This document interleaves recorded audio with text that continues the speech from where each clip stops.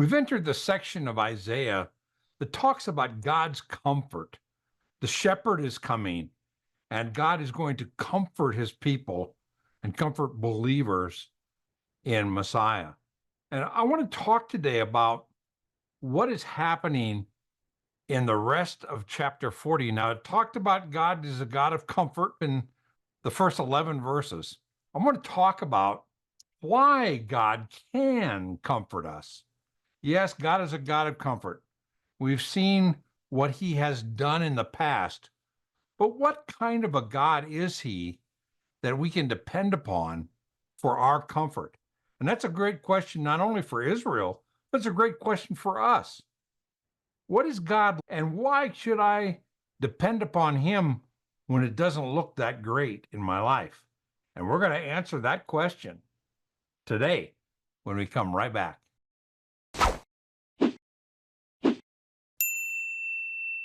Hi, and welcome to Bible Study with Friends, where our goal is to help you get more impact from your Bible study, how to grow, how to dig deep, how to apply it to our lives. And today I'm here with my friend Jake Curtis, and Jake and I are going to continue our study in the book of Isaiah. And we're going to be looking at the 40th chapter. This is the section starting in chapter 40 that moves us into really the comfort zone of Isaiah. From chapter 40 to chapter 66, talking about the shepherd, the Messiah coming to comfort Israel, right? So this is the kind of the introduction chapter, chapter 40, from the judgments leading up to Assyria is coming, and Jerusalem has been protected already once, but now Babylon, remember, the king showed off to Babylon, and Babylon's on the horizon, and it's going to come. But even in the facing that, God wants to assure us that we have comfort. Now, last week, up to verse 11, we saw God comforts us because of what he's already accomplished in our history. And we can look back at what God has done for us and be grateful and be comforted. But the rest of this chapter is really answering the question of, why can we trust that God is going to comfort us? What is it about God that is comfort worthy, especially when we're in a period where we're not too sure he's coming through for us? And we'll get to that as we go here. And one of the things we see is God comforts us because of his attributes, of what he is and what he's like. And we're going to see that as we go. Okay? So let's get into it right away. There's a shift. If you notice, in verse 11, it talks about the shepherd coming. And he's going to gather his lambs, and he's going to be gentle, and he's going to be a nurturer, right? So then the question would be, what makes him a God who can comfort us? So that starts in verse 12. There's this shift from the shepherds coming to now it's going to talk about God. And we can see some attributes of God that give us comfort. Now, the first section we see goes from verse 12 down to verse 14. So go ahead and read those three verses. Who has measured the waters in the hollow of his hand, and marked off the heavens by the span, and calculated the dust of the earth by the measure, and weighed the mountains in a balance, and the hills in a pair of scales? Who has directed the Spirit of the Lord, or as his counselor has informed him? With whom did he consult, and whom gave him understanding? And who taught him in the path of justice, and taught him knowledge, and informed him of the way of understanding? Now, if you look back at these verses, it talks about stuff like who calculated, who weighed, who directed, who counseled. Verse 13, who directed the Spirit of the Lord, and who counseled him and tried to counsel him in what to do. I put in a note off to the side that I try to do that, but it never works out. I try to tell the Lord what he should do.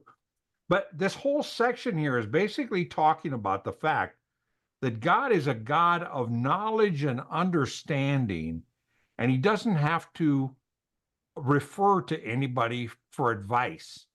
He is an all-knowing God. Do you see that there? Yeah. Yeah. So the first thing we can know is that when God is going to comfort us and be a source of comfort, he's not a God that has to ask somebody else's advice and ask them, gee, what can I do to comfort these people? He knows because he is an all-knowing God. He's omniscient is the fancy word, okay? But now we go into the next verses and we see another attribute. We see another bracket here off to the side that from verse 15 all the way down to the end of 20 is he is a sovereign God. And we're going to look at what that look. In fact, read these verses. Let's read from verse 15 down to verse 17, looking for this idea that he is sovereign. Now, what does the word sovereign mean to you when it says God is sovereign? It means he's the ultimate in charge king. Okay, he's in charge. He's in control. Yeah. Nothing happens that surprises him. He is sovereign over all the situation. And as you read that, we'll watch for that attribute of God and the reason why that can give us comfort. All right, so let's go to verse 15 and start to read. Behold, the nations are like a drop from a bucket, and are regarded as a speck of dust on the scales. Behold, he lifts up the islands like fine dust. Even Lebanon is not enough to burn, nor its beasts enough for burnt offering. All the nations are as nothing before him. They are regarded by him as less than nothing and meaningless. Okay, so God is sovereign in that he is over all, and there is nothing significant that changes his direction. It's the nations are a drop in the bucket. Everything is just a speck of dust. He is totally in charge. And when it says in verse 16, even Lebanon is not enough to burn, nor its beast enough to burnt offering.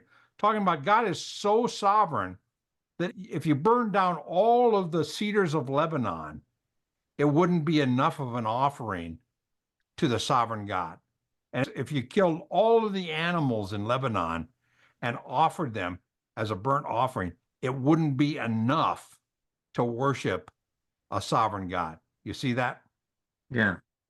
And then all the nations are as nothing, and political systems are not anything that is a movement for a sovereign God. He is not affected by the nations, and says they are regarded by him as less than nothing and meaningless. And that word meaningless basically means void. So we see in that first section, he is totally sovereign, in control, to the point where the machinations of the nations don't even affect him. He is sovereign. Now that continues on with now he's sovereign in the idea of our worship, our idols. So go from 18 down to 20 and look at this as God is sovereign over our attempts to create a God to worship. Go ahead and read 18 to 20. To whom then will you liken God? Or what likeness will you compare with him? As for the idol, a craftsman casts it. A goldsmith plates it with gold, and a silversmith fashions chains of silver. He who is too impoverished for such an offering selects a tree that does not rot. He seeks out for himself a skillful craftsman to prepare an idol that will not totter. All right, so this is the idea that people are looking around for something to worship. And it basically asks the question, to whom then will you liken God? None of your idols are anything like a true, sovereign, powerful, all-knowing God. You can make a fancy idol with gold and silver, or if you're too poor for that, you just take a tree and you carve it into something to worship. It's still nothing compared to a sovereign, almighty, all-knowing God. So the things we worship don't amount to a hill of beans when you compare it with the attributes of God, who God really is. That makes sense? Yeah. Yeah. So he's unequaled by any other false god, and he is a living God. He's not a dead God that is just made out of stone or metal or whatever. Now, then there's another section that moves on with these attributes, and it starts with an interesting question. This question is asked twice in this chapter, and it's asked nowhere else in Scripture at all, Old Testament, New Testament. Do you not know? Have you not heard? Now, if we say the author is writing to the audience and asking the audience that's reading this, don't you know this? Haven't you heard this? And the comfort that they get from this kind of God, an almighty, all knowing, sovereign God. He says, don't you know this? And basically, what that's doing, Jake, is pointing to the last 39 chapters. If you look at this question, he goes, don't you know? Haven't you heard? It has been declared to you from the beginning. Have you not understood from the foundations of the earth?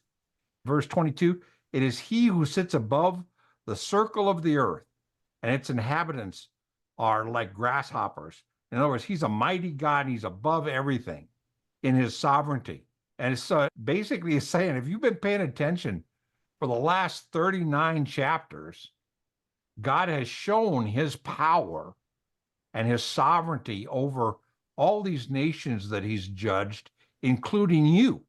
And this little statement, it says, it is he who sits above the circle of the earth. If you go to Proverbs chapter 8, verse 27, you don't have to turn there.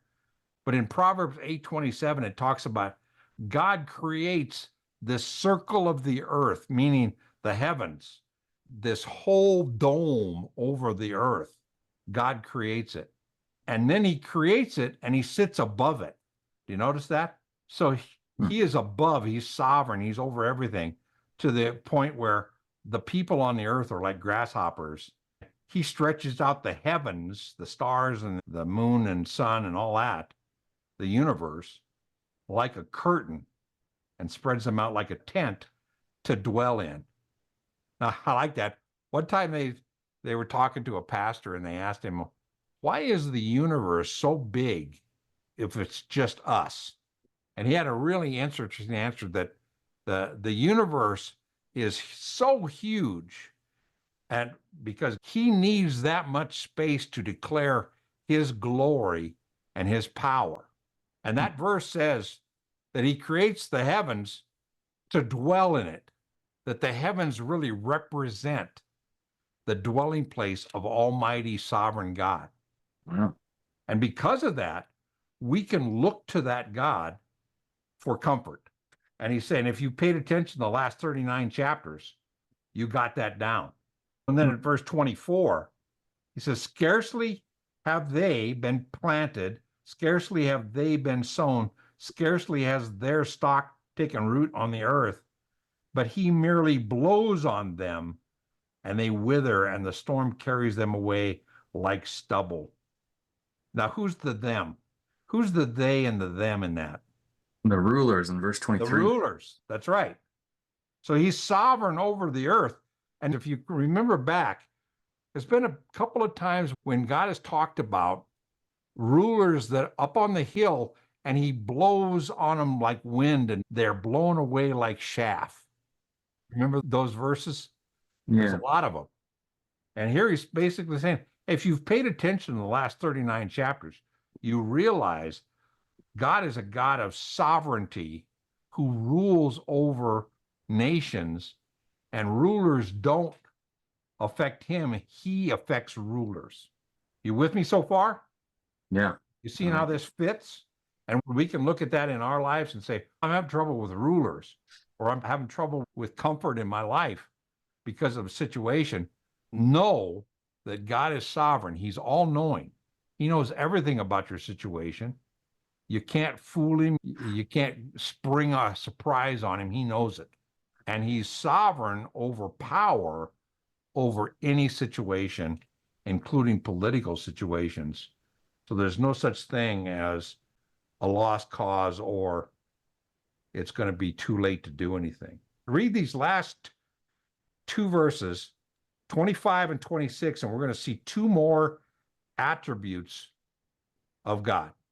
Go ahead and read 25 first, and we'll talk a little bit about 25.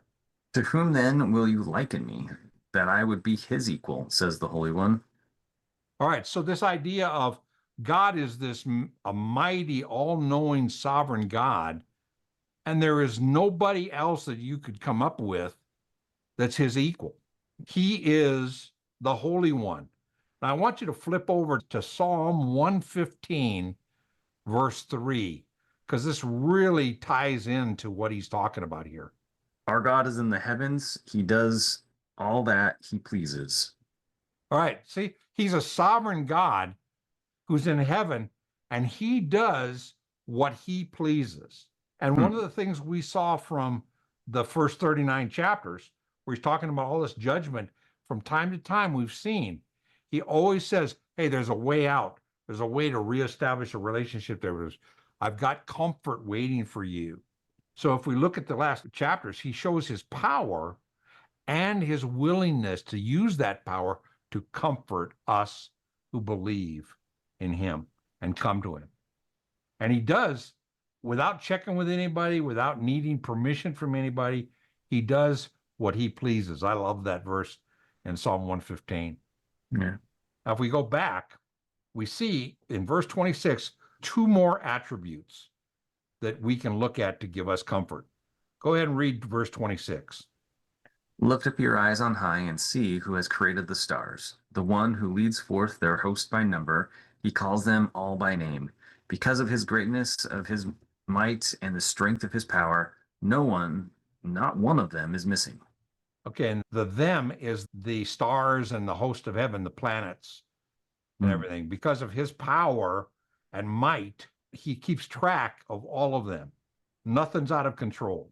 And the greatness of his might and the strength, you could do a little side study of God's might and strength in Ephesians 1:19, Ephesians 6:10, and Colossians 1:15 through 17 that apply his might and his strength to us. And so you see the first attribute that you see in that verse is creation. He is a creator God. He said, lift up your eyes on high and see who has created these stars. So he is the creator. And then the fact that he's the creator, he is also the all-powerful creator that keeps everything going according to his might and the strength of his power. We've been talking about the attributes of God and the comfort we receive from them. And I want to recommend a video to you. It's called The Bible Gives Comfort in Our Afflictions. It's out of Psalm 119, a little different than the last verse I recommended in Psalm 119, and I hope you enjoy it. And if you do, hit the subscribe button and the like button. That helps us with YouTube. And listen, we're going to continue our study in this wonderful book of Isaiah next week. And until then, God bless you.